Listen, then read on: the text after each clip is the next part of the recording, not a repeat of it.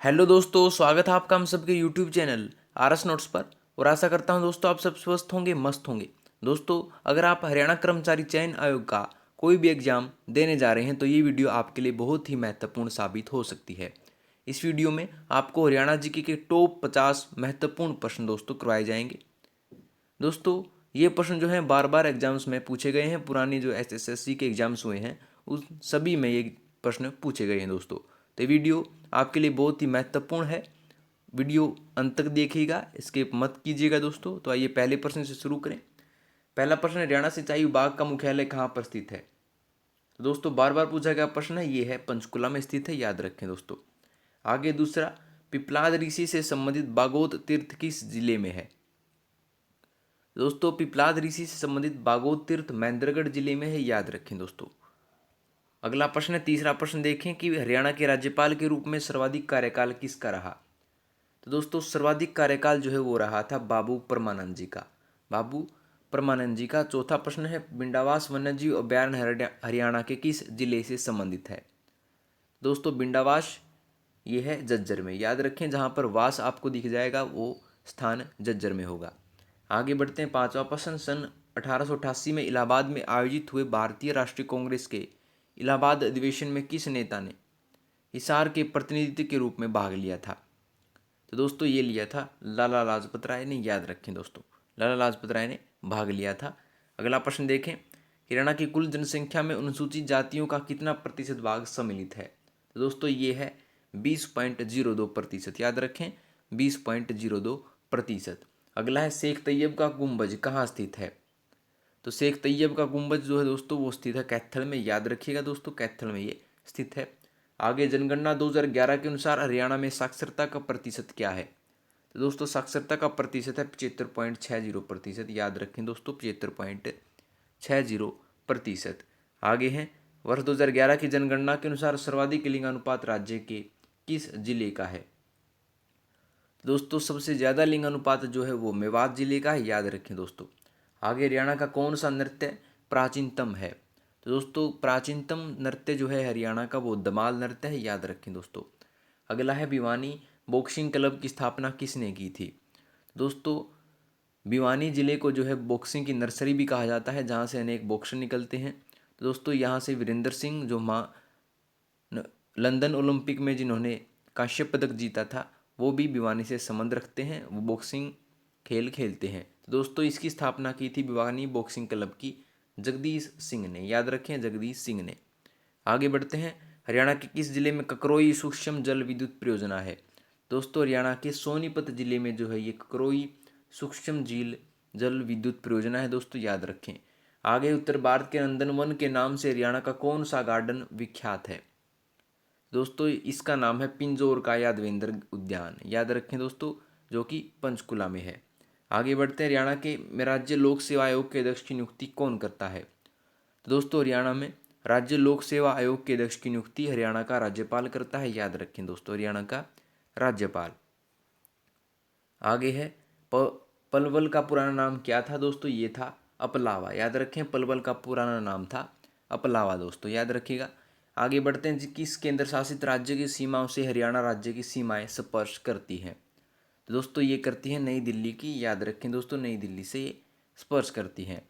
आगे, central soil salinity research institute Haryana के किस जिले में स्थित है? तो दोस्तों, ये स्थित है करनाल में, याद रखें दोस्तों, करनाल में ये स्थित है। ठीक है दोस्तों, जिसकी स्थापना जो है 1969 में की गई थी, ये भी याद रखिएगा दोस्तों। आगे है, गुरु जम्बेश्वर विश्वविद्यालय किस जिले में स्थित है? दोस्तों, जीजेयू जिसे कहा जाता है वो हरियाणा में हिसार जिले में स्थित है, याद रखें दोस्तों, हिसार जिले में स्थित है। आगे, हरियाणा राज्य की भौगोलिक क्षेत्र के कितने प्रतिशत पर वन आवरण है? दोस्तों, यह है 3.59% पर। बार बार पे प्रश्न पूछा जाता है दोस्तों, याद रखिएगा। आगे, हरियाणा में कोटला की पहाड़ियाँ कहाँ है? दोस्तों, हरियाणा में कोटला की पहाड़ियाँ हैं मेवात जिले में, याद रखें दोस्तों, मेवात में। आगे है, विश्व मधुमक्खी दिवस कब मनाया जाता है? दोस्तों, विश्व मधुमक्खी दिवस जो है दोस्तों 19 अगस्त को मनाया जाता है प्रतिवर्ष, विश्व मधुमक्खी दिवस दोस्तों। नया प्रश्न है, याद रखिएगा।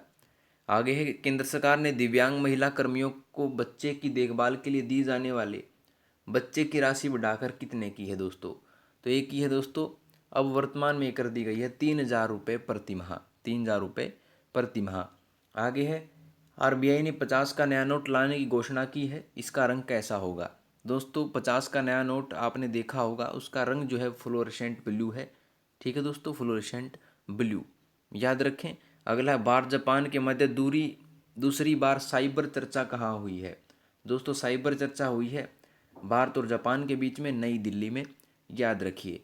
आगे है, बेहतर जीपीएस सिस्टम के लिए किस देश ने मिजीविका के नंबर 3 उपग्रह प्रक्षेपित किया। तो दोस्तों ये किया था जापान ने, याद रखें जापान ने। आगे है, हरियाणा में सर्वाधिक विस्तार पाया जाता है।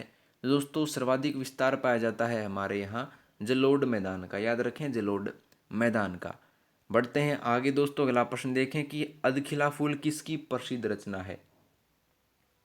तो ये है दोस्तों बाल मुकुंद गुप्त जी की अधकिला फूल प्रसिद्ध रचना है। आगे कुरुक्षेत्र के प्रसिद्ध ब्रह्म सरोवर का निर्माण किस राजा ने करवाया था।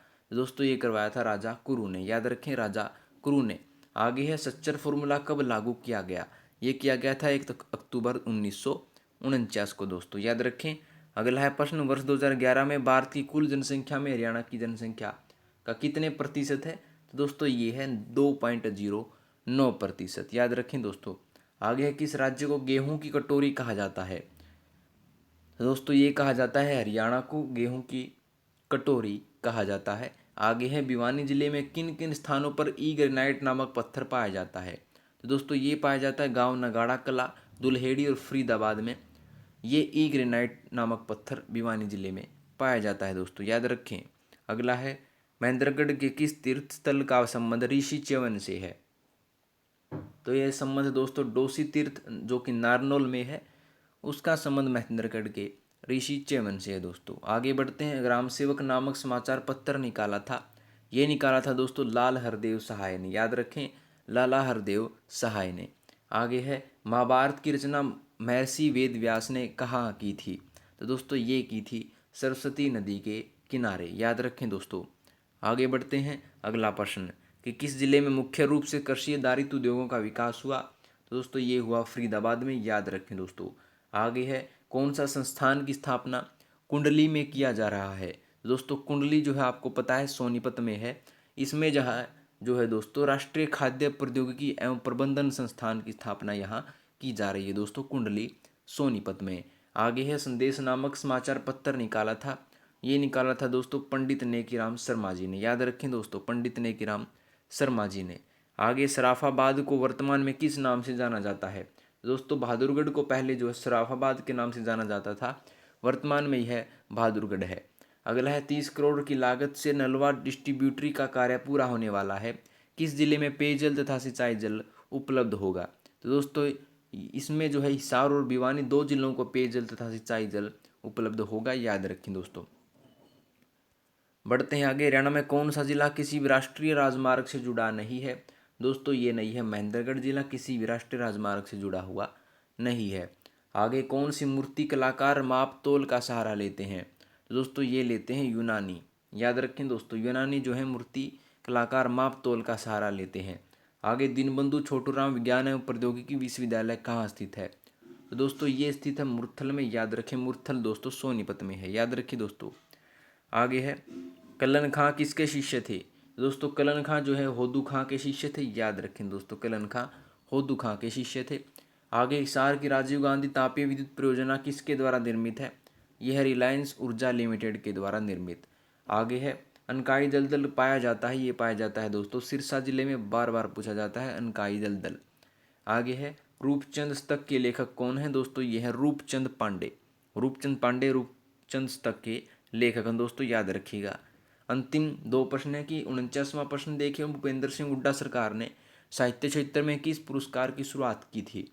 दोस्तों ये की थी सूरदास सम्मान की, याद रखें दोस्तों सूरदास सम्मान की। पहले इसको सूर पुरस्कार कहा जाता था, लेकिन 2010 में जो है इसका नाम बदलकर सूरदास सम्मान कर दिया गया था दोस्तों। आगे है अंतिम प्रश्न, हरियाणा के ताजमहल के नाम से जाना जाता है, यह जाना जाता है दोस्तों शाहजहाँ के मकबरे को, याद रखें शाहजहाँ के मकबरे को दोस्तों।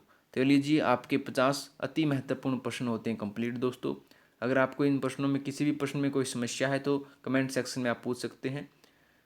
अगर आपको वीडियो पसंद आई हो तो वीडियो को लाइक शेयर और कमेंट करके जो बता दीजिएगा और आरएस नोट्स चैनल को सब्सक्राइब कर लीजिए दोस्तों। तो मिलते हैं आपसे अगली वीडियो में नए और रोचक प्रश्नों के साथ, तब तक के लिए धन्यवाद दोस्तों।